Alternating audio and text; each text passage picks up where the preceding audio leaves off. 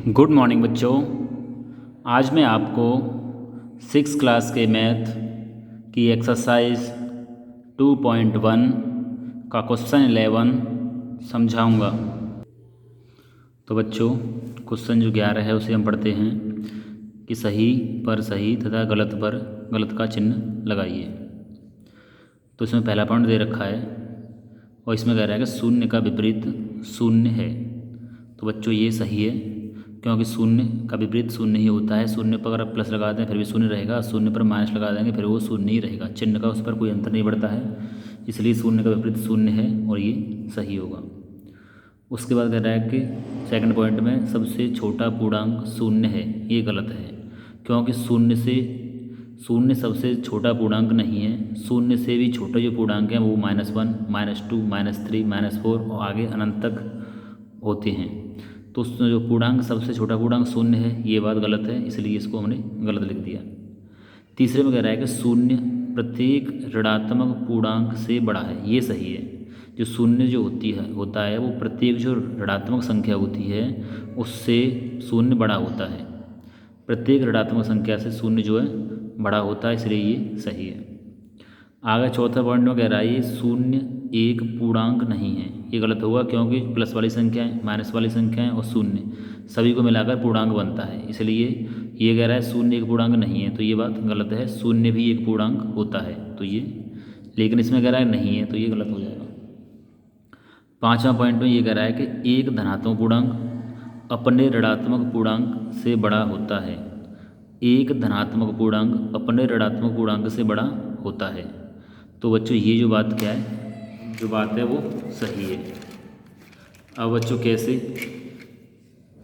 जैसे ये संख्या रेखा ले लिया मैं, अब इसमें कह रहा है प्रत्येक ऋणात्मक पूर्णांक, जैसे हमने 4 ले लिया ये, और 4 ये हो गया, और अपने धनात्मक पूर्णांक, इसका धनात्मक क्या होगा +4 और ये है -4। तो ये धनात्मक पूर्णांक है, ऋणात्मक पूर्णांक है, तो धनात्मक संख्या जो होती है वो ऋणात्मक संख्या से कैसी होती है, बड़ी होती है।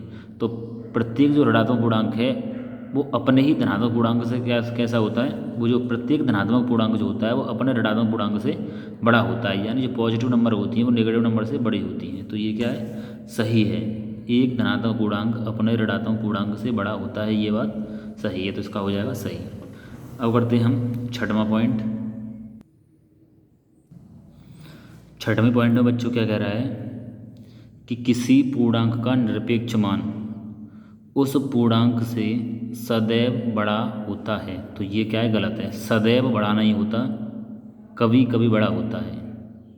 कैसे, जैसे अगर हम 5 का निरपेक्ष मान निकालें तो 5 को क्या करेंगे, पहले हम मॉडुलस के अंदर रखेंगे, तो बाहर निकालेंगे इससे तो +5 ही आएगा, तो बड़ा नहीं है। ये भी 5 है, ये भी 5 है,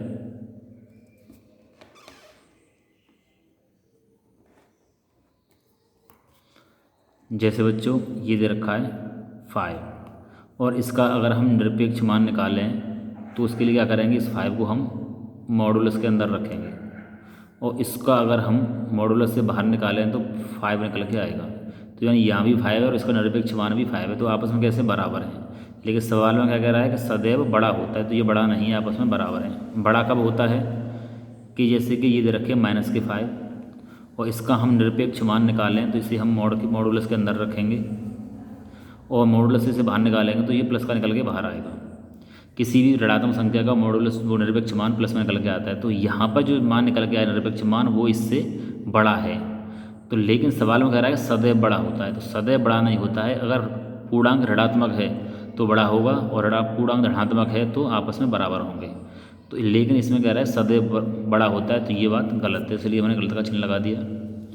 तो बच्चों